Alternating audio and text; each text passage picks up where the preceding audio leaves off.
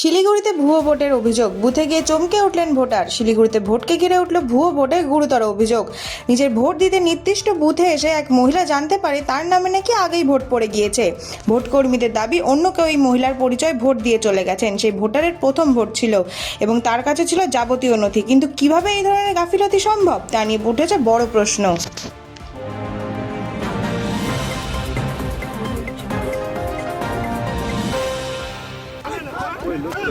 কুমারগঞ্জে তীব্র উত্তেজনা, বিজেপি প্রার্থীকে মারধরের অভিযোগ।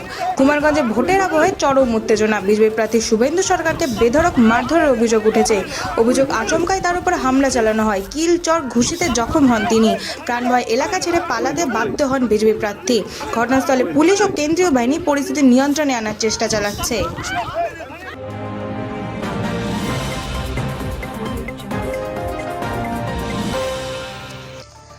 আসানসোলে অগ্নিমিত্রা পালের গাড়িতে হামলা। আসানসোলের রহমতনগরে ভোট পরিদর্শনে গিয়ে বিজেপি প্রার্থী অগ্নিমিত্রা পালের গাড়িতে হামলার অভিযোগ উঠেছে।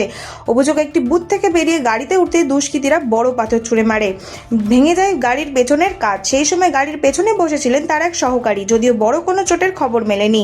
এই ঘটনা ঘিরে উত্তেজনা ছড়িয়েছে এলাকায়।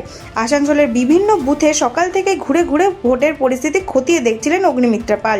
তিনি অভিযোগ করে বলেন, 2021 সালেও এমন ঘটনা হয়েছিল, আমাকে এখানে আসতে বাধা দিতেই এই হামলা। তিনি আরও বলেন, রহমতনগর সংখ্যালঘু এলাকা হলেও আমি সবার বিধায়ক, মুসলমানরা কোনো দলের সম্পত্তি নন। ওয়েস্ট বেঙ্গল অ্যাসেম্বলি ইলেকশন 2026-এর মাঝে এই ঘটনার রাজনৈতিক উত্তেজনা আরও বাড়ল। ভোটের সময় এই ধরনের হামলা কি নির্বাচন প্রক্রিয়ার স্বচ্ছতা নিয়ে নতুন করে প্রশ্ন তুলছে?